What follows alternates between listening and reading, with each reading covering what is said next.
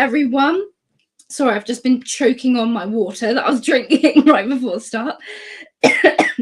Anyway, hello, welcome to Stash Chats.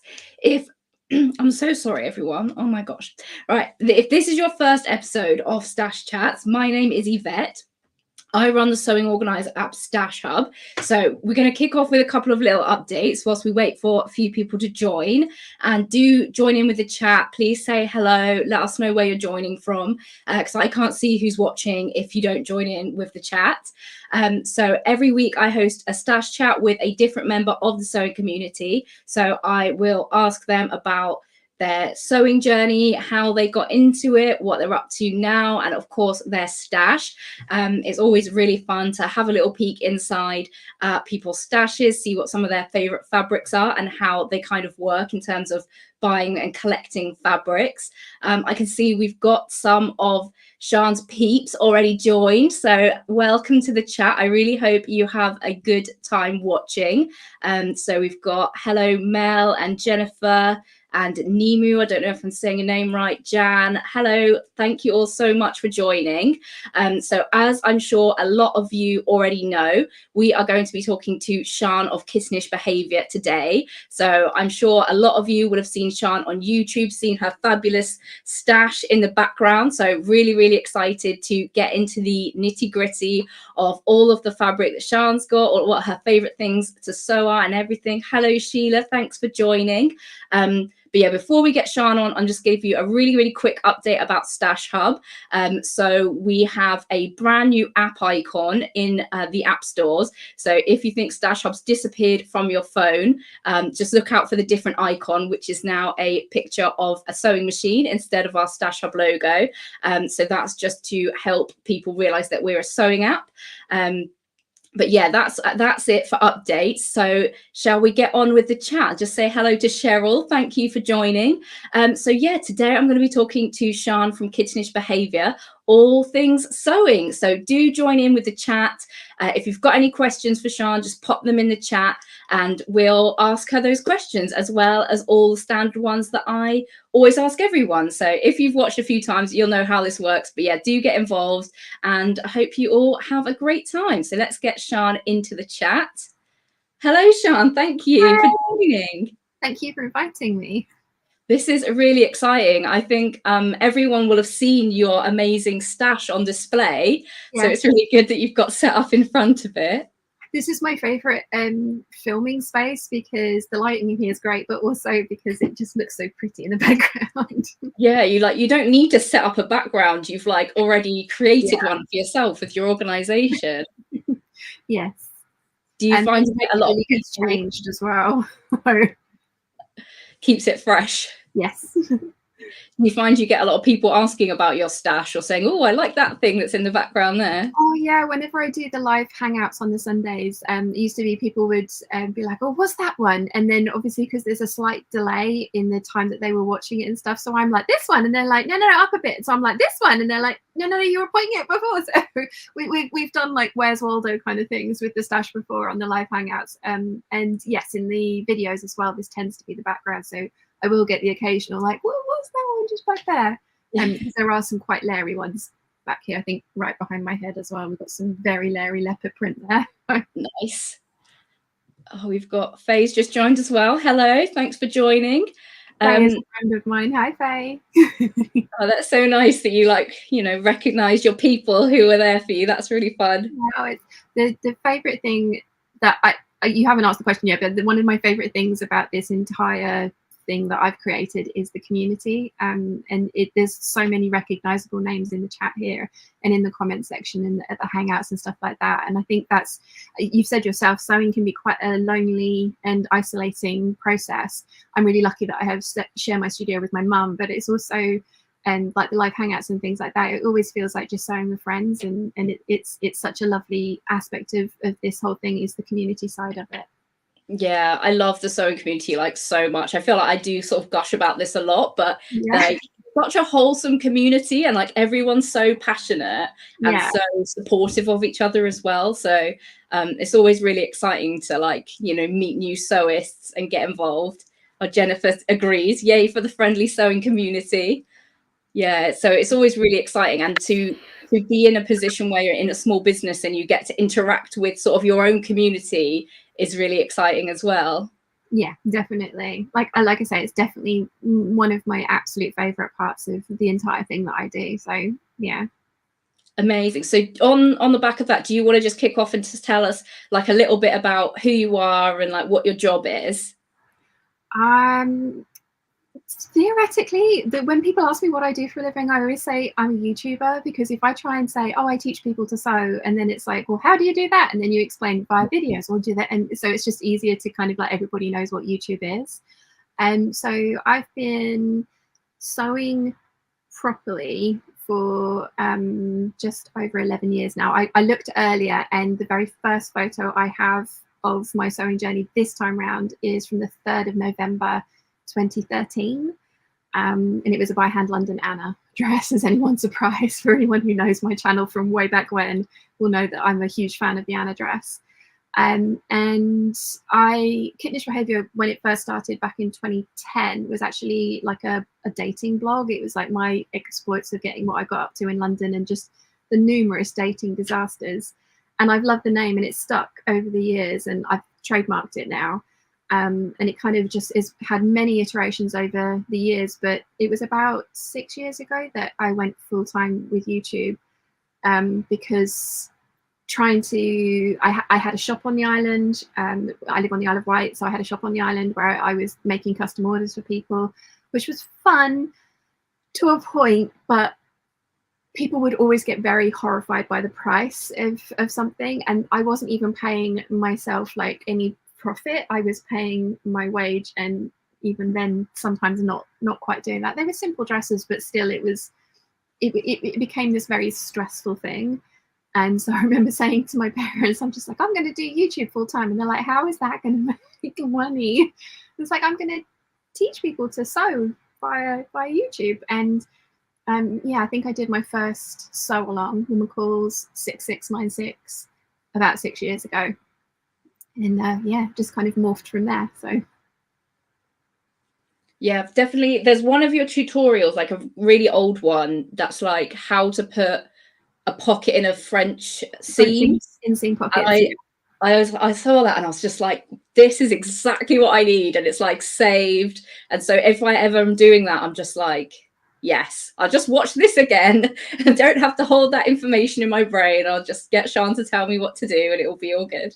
But my mum even does that. Like, she was making a shirt the other day, and I suddenly heard myself pipe up, and I'm like doing this double take of like, what's going on? And it was the continuous lap mini tutorial, and she was just like, I didn't want to bother you, I knew you. And I was just like, no, it's fine. But yeah, so she puts her little mini tutorials on in the side. It's like, oh, okay. But yeah, that was something else that actually a couple of viewers actually asked for, was the sew alongs were very long and involved projects, and I had separated them into parts, but there were people that were just like, oh, I really like that little technique. And so I've started taking those out and making them into their own separate mini tutorials, so that people can just go for that particular part that they want, rather than having to scrub through an entire video, where that becomes a little bit annoying. So yeah, some of my most viewed videos are quite old now, but they are those kind of like little sort of like tips and tricks on how to do something that when you've done it a couple of times, you're like, oh yeah, of course. But until you've done it, it's just like getting your head around things sometimes, especially with the way some of the patterns are written, the big four patterns particularly, it's like a second language. So yes, and sometimes you're just reading it and then you're just like, right side to right side to this to this to this, and you're just there like, I can't. Like, then you see someone do it and you're just like, yeah, that's exactly like how I thought it would happen, and like that makes perfect sense. But when you're reading it, all the words are just like zoom. You're like, and like I said, the sewing patterns have, like, the indie patterns are way better, but like the big four tend to have this assumed knowledge that it's just not being kind of taught anymore, and it's not being passed down. And it was one of those things for me, it was something that I seemed to innate, because I haven't had any formal training. Like, you know, this was just something I was like, yeah, I'm going to do that for a job now. I've had the most erratic job history ever. And And it was just seemed to be something that it was like, oh, that makes sense to me. And it was one of those light bulb moments where it's just like, I get this, I understand what you mean, even from the terrible instructions. I have one next to me, and fairly dodgy kind of like line drawings that sometimes accompany them, and sometimes the instructions are wrong. I mean, not often, but that happens too. So yeah, it was one of those things where it's just like, I seem to understand this and I seem to be able to explain it well, so let's give that a go. And so far it's working. Yeah, no, honestly, I've watched quite a few of your sew-alongs and tutorials, and then even sometimes you're like, okay, this is what the instructions say, but actually this is what I'm going to do, and I'm going to align it as well. And you're like, oh, it's actually going to come out like so much better, and this way makes more sense. So, you know, it's just really good. Yeah, I think a lot of the time, again, they've got a small amount of space to put a lot of instructions in, and it's sometimes easier to put in a finish that's easy to kind of draw and depict than it is to talk about burritoing something, or, you know, bagging something out, or, you know, those like bagging out a sleeve when you've done it a few times. As long as you do the thing where you pin first and then reach through, it's actually fairly simple. But I remember on the sewing bee, when they were doing the bomber jackets, they were ending up with the Mobius loops, and it was just like, I can understand not writing that down because it could be really difficult to do. But when you've got the luxury of showing people on a video, it's like, this is the thing that you need to do to get the thing, so you don't end up with the Mobius loop. Yeah. Oh, that's really cool. Right. So shall we go like back to the beginning then and just talk about like how and why you first got into sewing? Like what sort of inspired you to be like, I'm going to get a sewing machine? I think this time round, like I've picked sewing up here and there a couple of times. I found a advert in the back of a magazine for the Singer Featherweight 2, like the little tiny plastic machine, and it was half price. It was 100 quid. And so I bought that. And then I went down to John Lewis because I was living in central London at the time. So I like wandered down to John Lewis on Oxford Street and went in and bought silk and viscose jersey, of all the things. And at the time, I attempted to cut things out. I had no idea what I was doing. I had no idea about sizing or anything like that. And both things were an utter disaster, and so the sewing machine kind of got put away. But my mum has worked and travelled quite a lot, and so she would come back from her exotic destinations. She'd be like, oh, I found some fabric for you. And it's like, okay. So I've got some of those to show you here a bit later. But then this time round, and I've been doing it, like I say, since the 3rd of November 2013, I was taking part in a blogging challenge from a lady called Amber. She had a blog called Superwoman, and her challenge was that you had to wear every pair of shoes that you owned at least once in a year, and if you didn't, you had to sell them, like, you know, because it was like use it or lose it kind of thing. And the very lovely Roisin from Dolly Clackett was taking part in this challenge, and that's how I found her blog. And so I went over there and I was just like, oh my gosh, all these clothes that she's making are amazing. Like, where are you getting those from? And she was making them herself. And I was just like, I can do that. So went and bought the By Hand London Anna, got myself some quilting cotton, and did the thing that I've never done before, which was actually try and take some time to do what I was supposed to do properly. And it was an indie pattern. So they'd written a really good sew along for the By Hand London. And there was full bust adjustments and French seams and all the rest of it. So I made one up, and it was just like hooked, absolutely hooked. And yeah, here we are now, 11 years later. Amazing. So your business where you were making your custom dresses, was that sort of like, was that what you wanted to do, or you just like, I just want to be sewing and how can I make a job from that type thing? So I started off basically, I wanted to do this thing where it was similar to the lady I was talking about earlier, the Emily Horman. She did this thing where it was kind of ready to wear but slightly customized to each individual. And I had this whole plan for, there would be 21 of each dress made in that particular fabric, and it would be 20 for everybody else and 1 for me.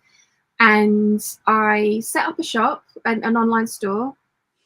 And I also stocked some of my favorite designers, so Trashy Diva and Bernie Dexter at the time, because I really liked the 50s silhouette. And my theory was these were well-known designers with established audiences that would like the things that I was making. And so it was kind of free advertising because the majority of their customers were in America. But, you know, having there was a base for it in England, and then they'd come to the store and they'd see their stuff, and then they'd see mine and they'd buy it.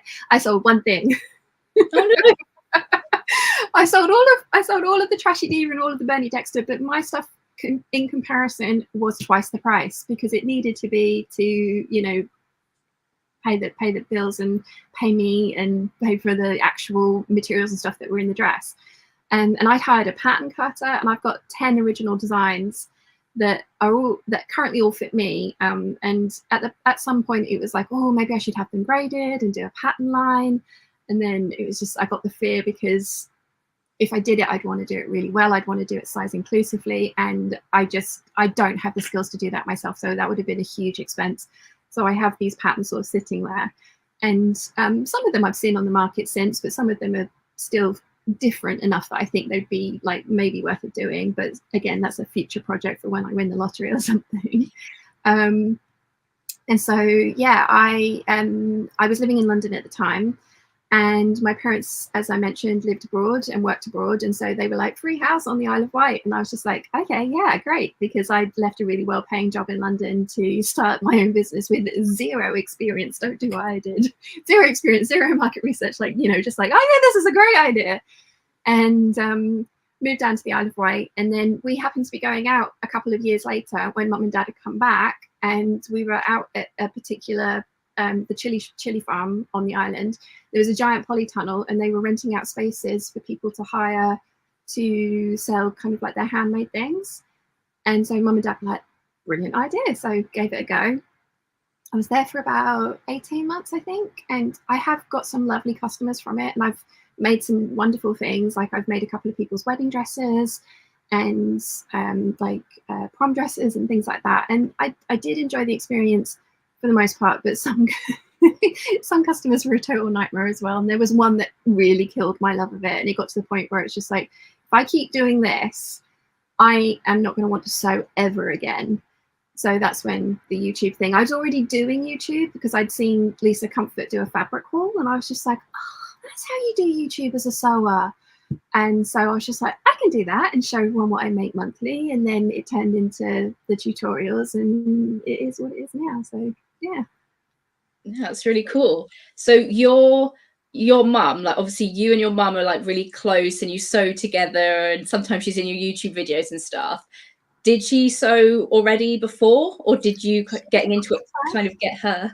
She was a quilter. So she'd been out in Saudi Arabia for a while and joined the Quilt Guild there. And her local machine dealer was a Benina dealer. And she was somebody who sort of like was very joined the Quilt Guild as well. And so when I rang Mum and I was like, oh, I was really lucky. I had a giant budget for setting up my sewing studio. So it was like money's no option, no, you know, like get what you want kind of sewing machine thing. Mum was like, get a Benina. So I remember ringing Tyso and just being like, I'll have an 830, please. Like the highest, going from a Singer Featherweight 2, which was £100 plastic machine that I didn't change the needle on for about 6 months because I didn't realize you're supposed to change the needle, even though I'm sewing silk and viscose jersey on it. Yeah, I went up to my baby, my Benina 830, which was quite a jump and a bit of a learning curve, but I'm really glad that I did because this thing is amazing.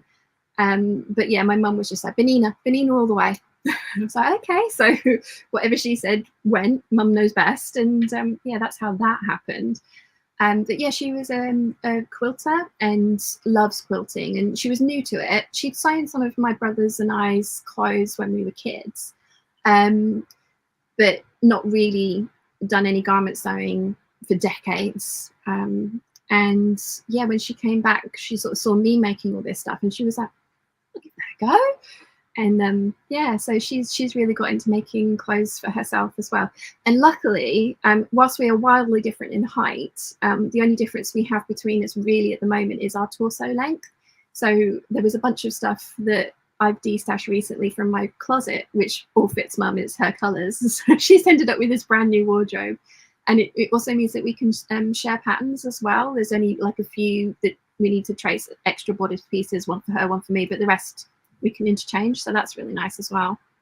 It's very handy. Yeah, so it's helpful when I make something. She's like, I like that, and she tries it on, and she's like, oh, but I just want to do this or that. So she gets to try something on before actually having to make it up, which is actually really helpful. So always get.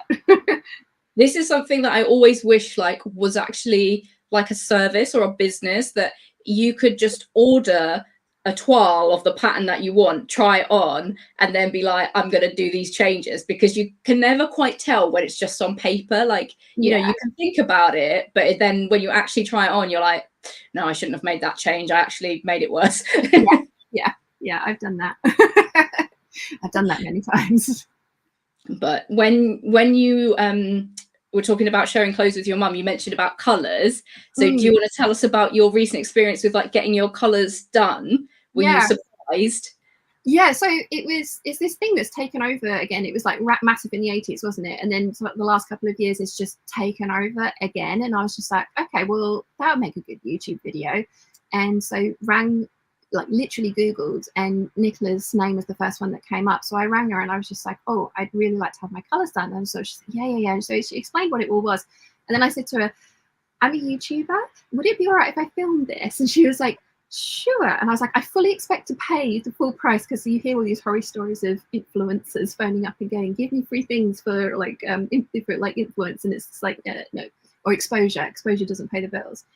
And so she came and she did my colours, and I was convinced I was going to be an autumn. She was convinced I was going to be a winter because of the dark hair and the green eyes. And I'm a spring.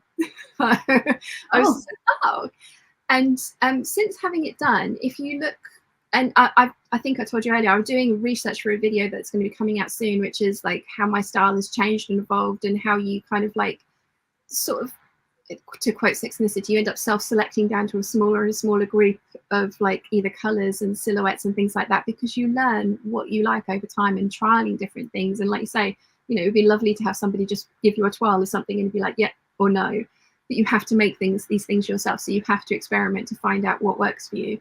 And sewing is such a lengthy process that, you know, when you find something that you love and you reach for it often and you wear, those kind of things, like I'm a huge advocate for pattern repeating, like many times. Yeah, when I went back through all of my like videos and things like that, looking at some of the things that have been less successful and I don't reach for, is because they were all much sort of like more muted. Most of them tended to be warm, or I had at least worked out that I was on the warm side of things. But yeah, most of them were the muted sort of autumnal colours, which, like I say, is great for mum. So she now has an entire wardrobe of clothes that she hasn't had to make.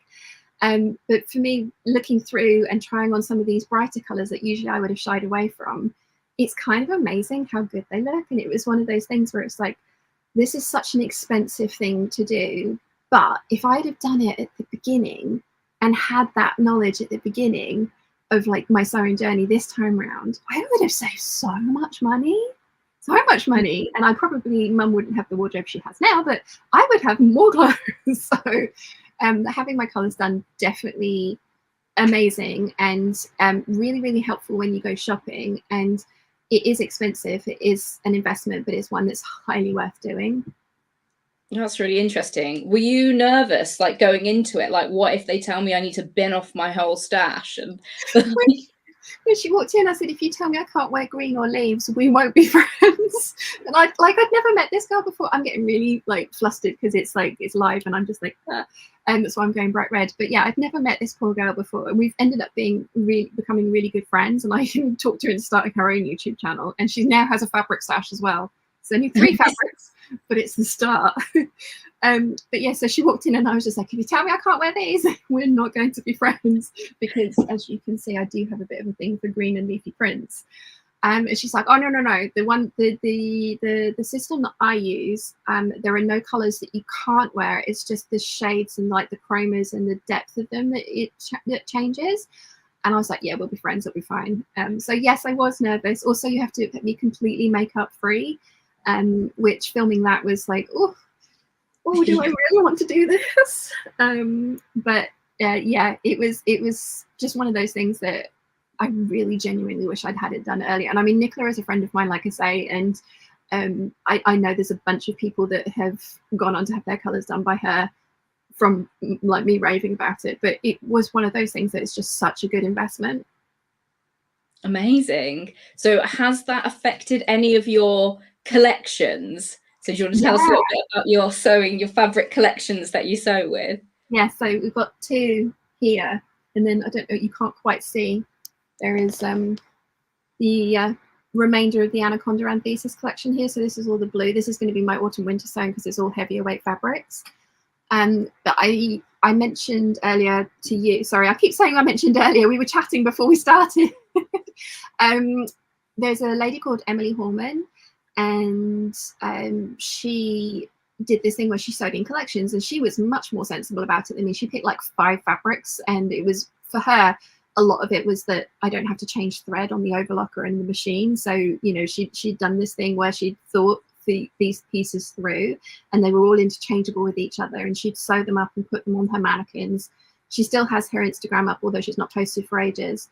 And I was just like, oh, that's such a good idea. Why have I never thought of that before? Because I've done that scattergun approach of like, oh my God, I love that print, and I made that up and made this up, made that up, and nothing goes together.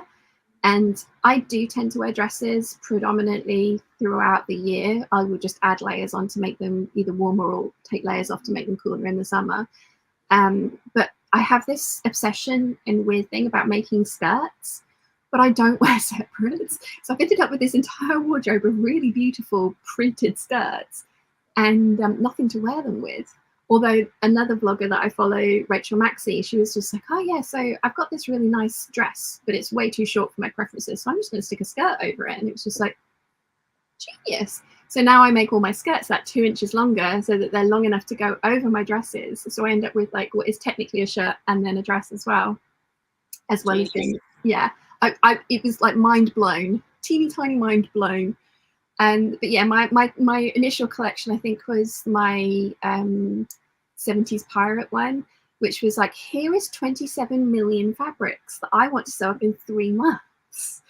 And I did the thing where I fell in love with all the prints, sewed those up, and did none of the solids. And funnily enough, that didn't really work out because, again, I ended up with the same problem of like all these things that were lovely in and of themselves but didn't kind of cohesively go together. And that was another thing that Nicola and I have kind of talked about. And I do have, believe it or not, I've moved everything around. So my solids, my suiting stash back here, this is pretty much the only, and there is one print in there. But I collect all those beautiful suiting fabrics for the trousers and for the skirts and the waistcoats and perhaps little crop jackets. And then I just never sewed them up. So I've been really good this year, and I have been sewing up my solids as well as my patterns and prints. And you know what? It's made my wardrobe that much more versatile and flexible. Shocking. So you need the Pikachu meme. The most predictable shot. We filmed the 20-piece capsule collection video, and we had this bright idea that I was going to try all the outfits on. And we did, and it was 186, and there were more combinations, but I think at that point we'd been filming for 7 hours, and I'd just gotten to the point where it's like, I can't put any more clothes on, I don't want to do this. But it was just because the majority of them were either what I call neutral prints, so a check rigging, a spot and a stripe, and then there was one piece of like Anaconda Anthesis, the highly patterned one, and then everything else was a solid. That's everything went together. So since I've done that, I've put a lot more patterns back in because it's me. But yeah, having that backbone of my wardrobe in my neutrals, because I'd made all the things in black. I'd made the black skirt, the black jacket, the black cropped jacket, the black trousers, the little black t-shirts. I'd made all the black stuff because, you know, that's like the neutral that goes through. And I never wore it because I hated how I looked in it. She says with dark black hair, but you know, it was one of those things where it's just like, why am I not liking this? And now I've gone to navy as my darkest neutral, and I'm making all this stuff up in navy and tan and cream, and suddenly it's like, oh wow, I get it, like this looks so much better on me, I want to wear these clothes. So yeah, it's been really interesting working out collections and then working out how to make collections actually feasible, not these giant projects that I haven't got an atelier of 16 people sewing for me, which would be nice, but yeah. Oh, we've got a couple of people just joined. So hello, Alina and Jessica and Sherry. So we're just talking about Sian's fabric stash and how she sews in collections. So yeah, like different sort of themed collections. So how do you decide like on the theme? Do you get a few fabrics to sort of start with and think, oh, this has got 70s pirate vibes? Or do you think I'm going to make a mood board and then we'll see what we find that kind of goes with this? So I've done a bunch of different methods for that as well. Like there's a book called The Curated Closet, which has like a workbook that went with it, and I bought that and I did that and I liked it, but it was just like, this isn't quite for me. And then I've tried another person's method of doing it and another person's method of doing it. And I've actually written a script and we'll be recording a video of like my method of like how to go from the very start to like actually making this work for you in the long term as well. So like doing your basics and your neutral colors and then adding in prints that work with the different things and like print clashing and things like that. So it's I have got a video on the Anaconda Anthesis collection, and that one I literally started with this snake print from Lady McElroy that I absolutely loved and had been hoarding and stashing for ages, and was just like, oh, I can't cut into it. Fabric paralysis. It's like, no, if I make the wrong thing with this, and I could buy more. They have more in stock, and yeah, I was still like, no, I can't make the wrong thing with it. I can't make the wrong thing with it, and totally got the fear about it.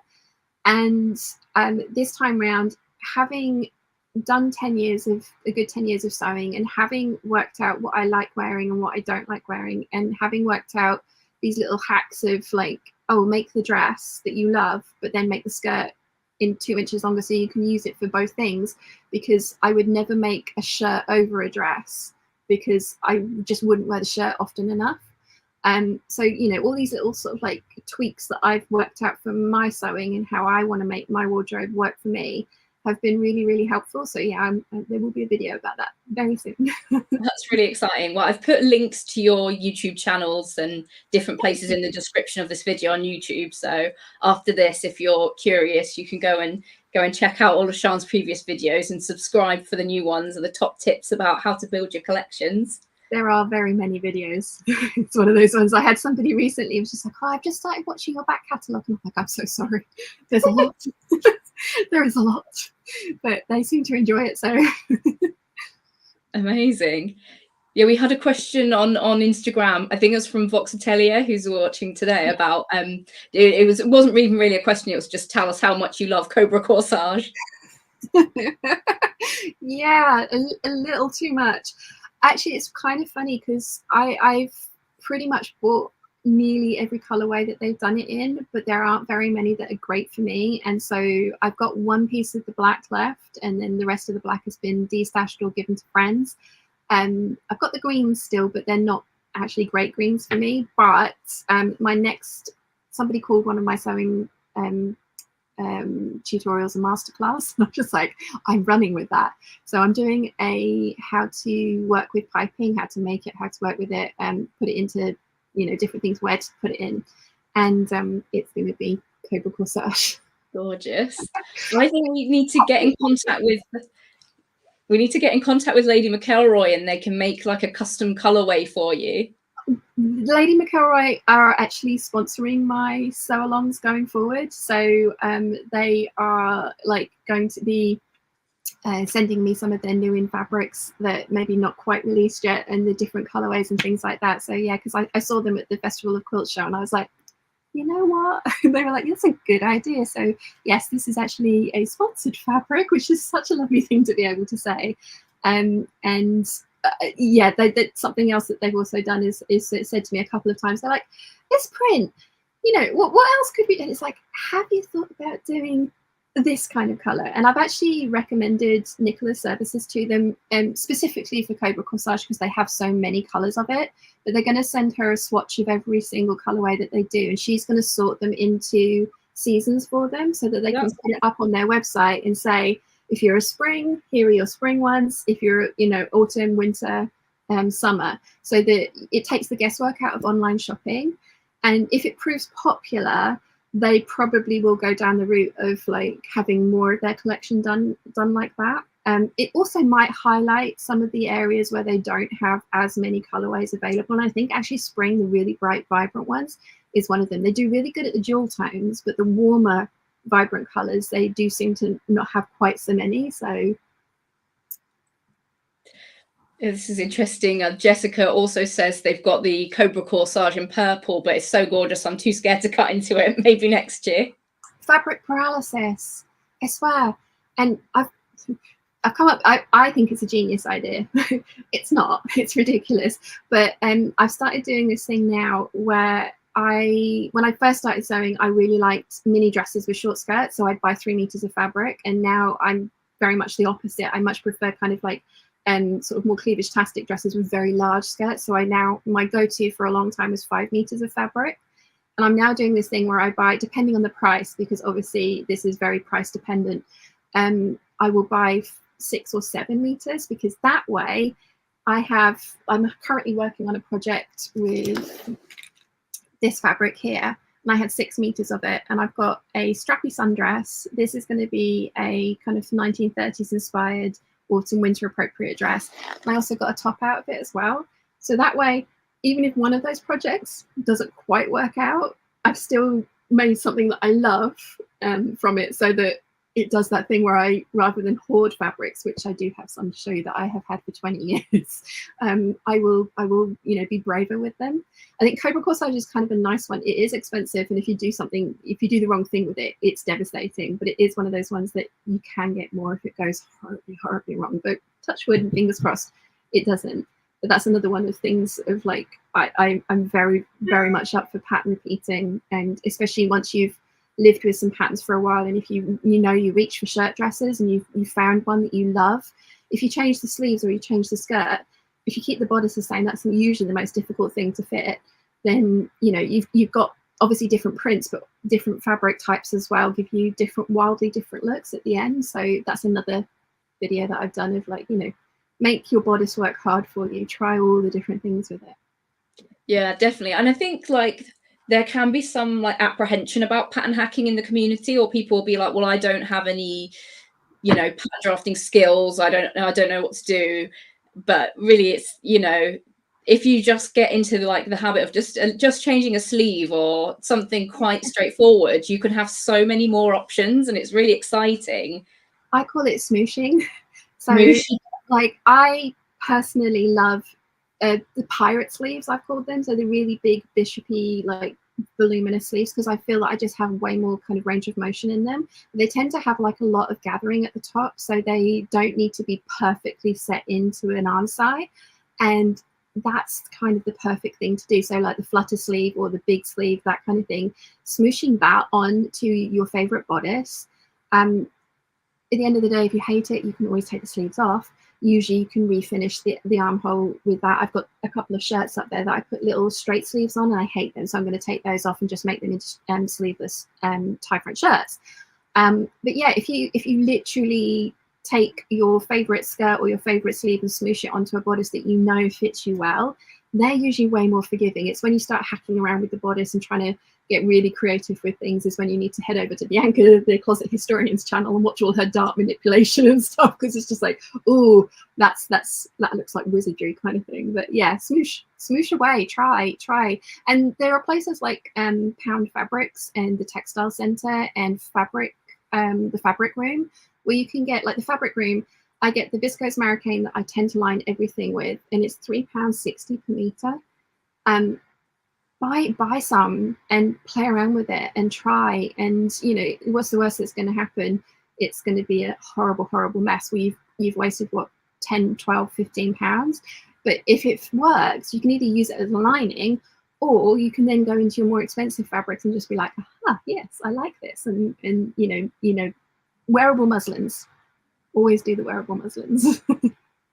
Top tips right there. Get yourself some cheap fabric, have a go, do some smooshing. It's not anything technical, just do a smoosh. Yes, it is a technical term. I will say that now. I think if I ever had a pattern line, I'd have to have a glossary at the back of smooshing and like, you know, do the, it would need an entirely new translation. Yeah, that would probably be the most challenging thing about writing a book. You're like, how do I spell? Yeah. Amazing. Someone in the chat says they've developed fabric paralysis for a secondhand duvet I bought at Oxfam, originally for a toile, but I've fallen in love with it. That's Joe. then you need to find like something else in your stash that you're willing to sacrifice, or again do the kind of like inexpensive cotton ones. I think I get mine for like £5 per meter for my linings. They're, you know, or calico. I do make not as many calico muslins because I am a serial pattern repeater, so they tend to, by now I kind of know, and I'm really lucky as well that the Butterick McCall's and Vogue patterns that I favour, the block seems to have been made for me, except it just needs to be an inch longer. So I'm super lucky. I know that is not everybody's experience. But yeah, Joe, you've just made the By Hand London Anna top for the first time, I think. And yes, that thing is short because she had to add like 10 centimetres to get it where it needed to be. But yeah, you can totally fall in love with anything, and it's fabric paralysis when it's unattainable anymore.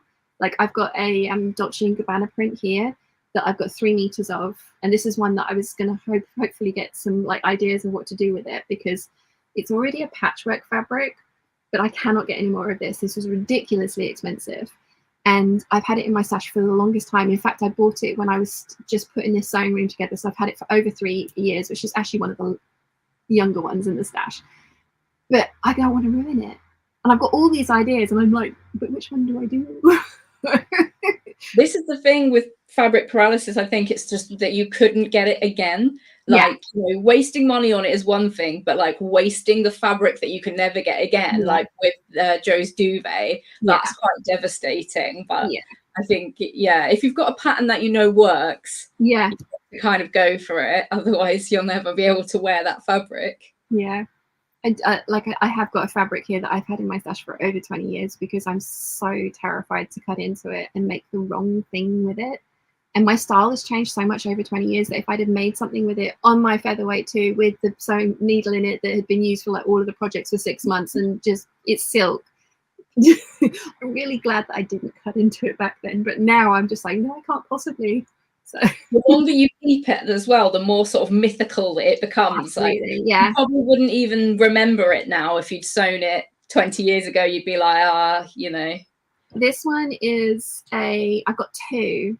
So there's a story behind them as well. My mum volunteered during the second Gulf War because she's a crazy lady. And so when she came home, she would come home through Kuwait. And so she went shopping at one of the malls they had there. And so these are Dior silks.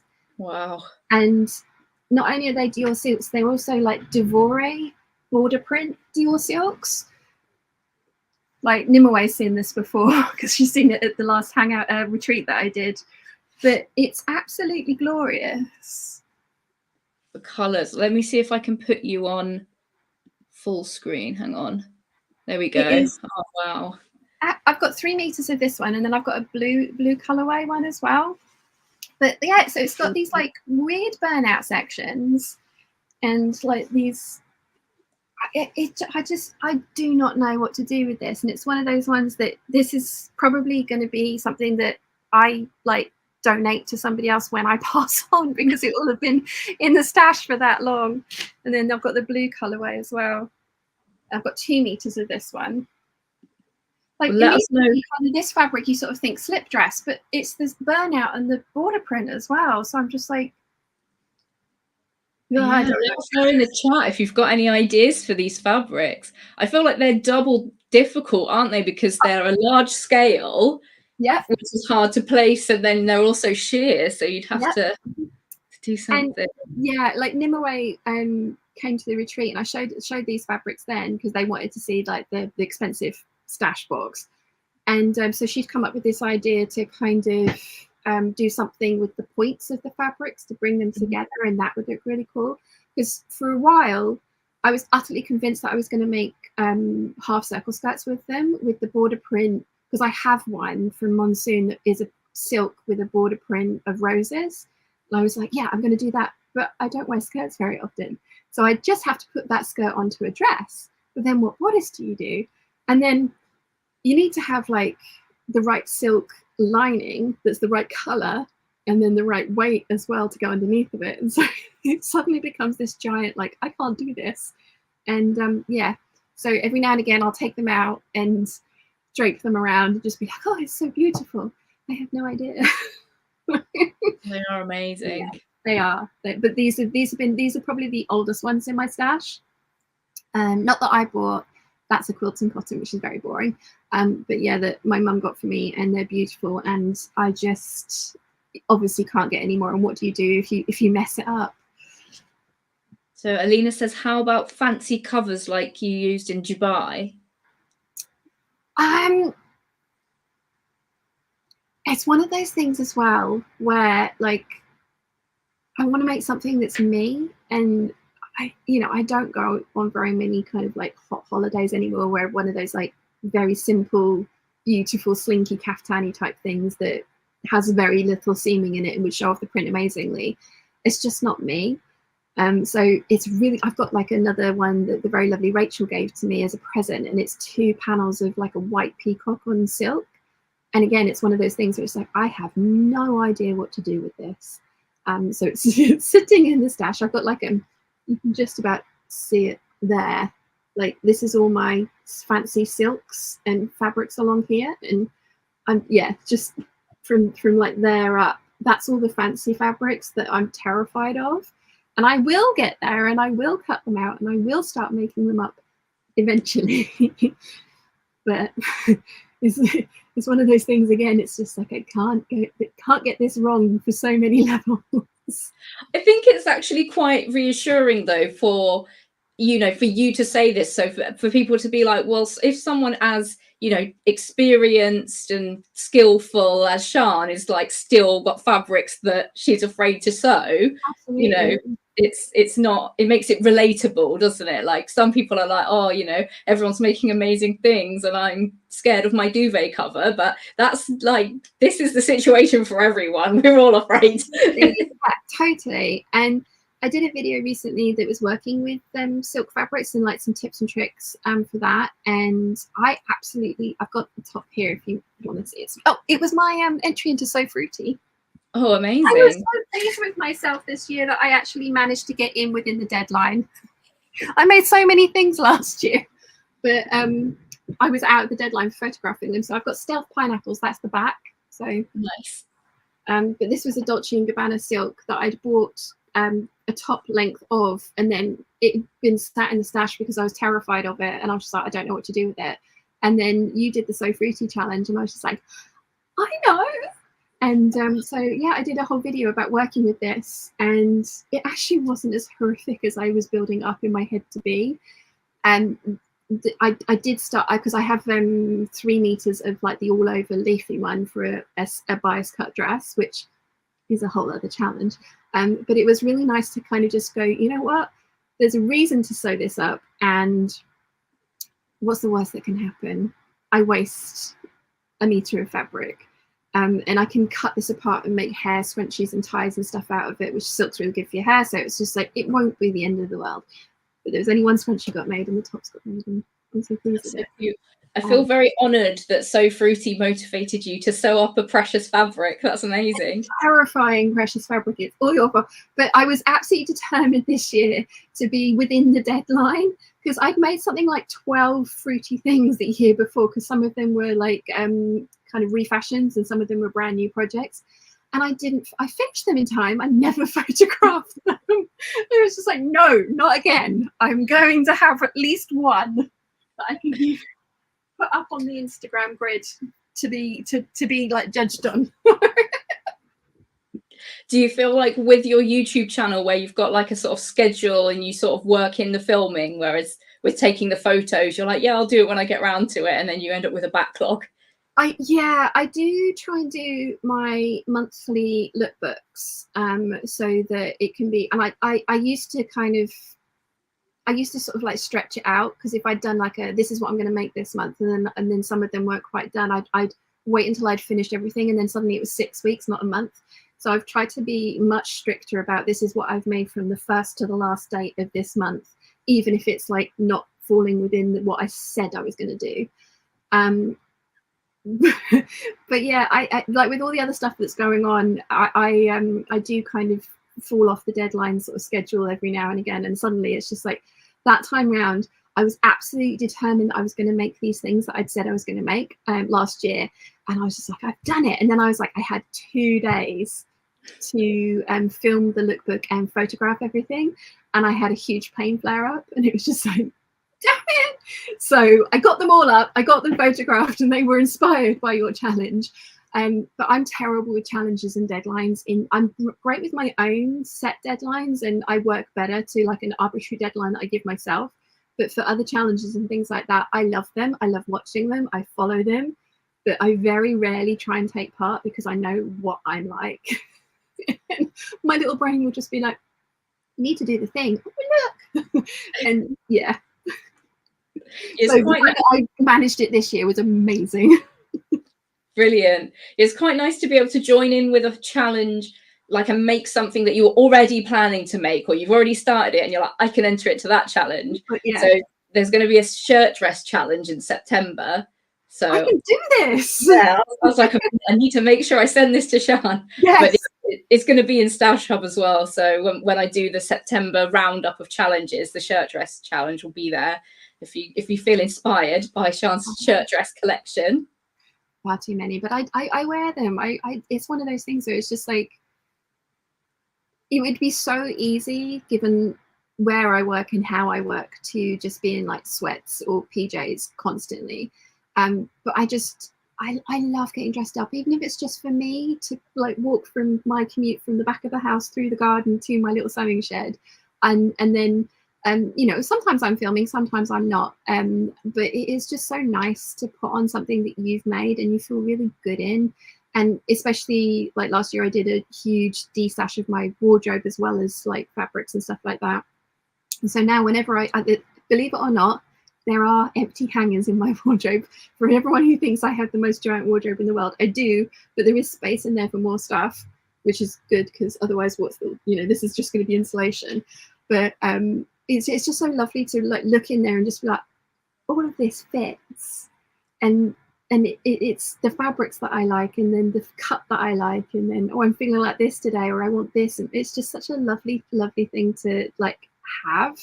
And it has been 11 years in the making, but yeah, it's just one of those things that I could easily not bother getting dressed up for work, but I do love sort of like this sort of thing. You've got too many nice clothes to like not get dressed up. Absolutely. And the other side of it would be as well, like, really, what would be the point? You know, like there would be absolutely 0 point to other than just make lots of fancy PJs. But how many pairs of PJs does one person need? I mean, I do have my occasional days where I don't want to like get dressed up, but then I've this year purposefully made myself some fancy slobby wear. So I've made some really nice jogging bottoms that I love, and I've made some matching jumpers and like little zip up cardigans that go with it. So when I want to have a slobby day, it's comfy, but it still looks good. So, you know, that's again the nice thing about making your own clothes, is that you can really indulge into your particular style or fabric or pattern choices and make exactly what you want. And then, you know, even though it's technically your comfies or your casuals, you can still look as dressed up or as not as you want. Yeah, that's amazing that you're still, you know, like even when you're not feeling your best self, like you're still you're still like, you know, wearing your style. That's really good. All right, we've only got 5 minutes left, so this is like the last call to the chat. If you want to ask your questions to Siân, yeah, it's gone really quickly. I've just had too much fun chatting. It's been lovely chatting to you. I have one more fabric that I have to show you. Again, Nimaway's already seen this one. My dad bought this one for me out in Saudi Arabia. They had entire malls of fabric shops out there, multiple malls with like 2 levels of literally just fabric shops, and they were all ridiculously shiny and sparkly, given that everybody had to wear like the full abaya. So the things that they must have been wearing underneath of those, amazing. But my dad bought this for me, and it's getting to the point where I don't think I'm ever actually going to get married, because this was going to be my wedding dress fabric. Not that I was engaged or with a boyfriend at the time, but I think it's going to be one of those things where I'm just going to make this up for me. Amazing. So has it got like 3D details on it? It has, yeah. It's got these little 3D flowers on it as well, and so many Swarovski crystals. And it's a really soft net as well, because a lot of these fabrics, the net can be quite scratchy. So it's a really, really lovely base fabric. I have 3 meters of it. Again, it's going to be some kind of an evening gown, but I think it's going to have to be one of those ones where it's just like, I acknowledge that I'm never going to end up needing a wedding dress, so I'm just going to make myself a fancy dress for the sake of it. Yeah, you have to just go to like a ball or an event that just requires something really extravagant.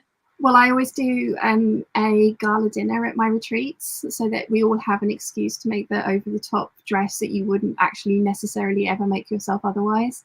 And obviously there's a dressmaker's ball as well. So yeah, I do have excuses. I just need to stop hoarding it. So do you want to quickly tell us about the retreat? So is one coming up in January? End of April, beginning of May 2025 is the one that we've got scheduled. And it's always bag sewing, because bags fit everybody. You don't have to worry about, you know, fluctuating weights and toiles and stuff like that. And lots of people I find as well won't indulge in sewing themselves a bag, because it's just one of those things that they've either not tried or they do think it's an indulgent make, because the bags are not inexpensive, because there's a lot of stuff like interfacing hardware and things like that. And again, I try and find patterns that I like, that might not necessarily have been written in what I think is the easiest way of understanding it. So there usually comes a sew along with it as well. And yeah, I've due to popular demand and requests from the attendees over the years, it started off as a 2-day event and it's now a whole week. Wow. And you have 4 days of sewing and then 2 days off. And so we go and do stuff around the island as well. And it's all in this beautiful Victorian villa. And she's a Prue-Leith trained chef. So we end up with amazing food. And it's just a really, really lovely time. So there are currently 5 places available for next year. We've got 5 booked already, booked within the first 2 days of it going up. And I haven't really sort of like told anyone properly about it. But yeah, they're amazing. They're so much fun. And it's just so lovely to spend time with other people who enjoy doing what you do. That's the main thing. I mean, Nimue been before. Yeah, she's been twice now from Germany. Wow. I've had somebody come from Africa. I've had my furthest person away was from Seattle. And it's just such a lovely way of doing something that we all love under one roof, and then, you know, having all these excuses to either dress up or not as much as you wish. We do a PJ and pizza night, and you know, so that my dad does a quiz. Slightly sewing adjacent. He kind of ran out of sewing questions after the first couple of years. But yeah, it's really fun, and it's something that I started in 2018, and I'm on my sixth one now. That's amazing that you've managed to like keep it going as well, because obviously like don't want to like... I had 20 people booked for 2 retreats in May of that year, and then they were going to be doing the same in October, and then obviously the world imploded.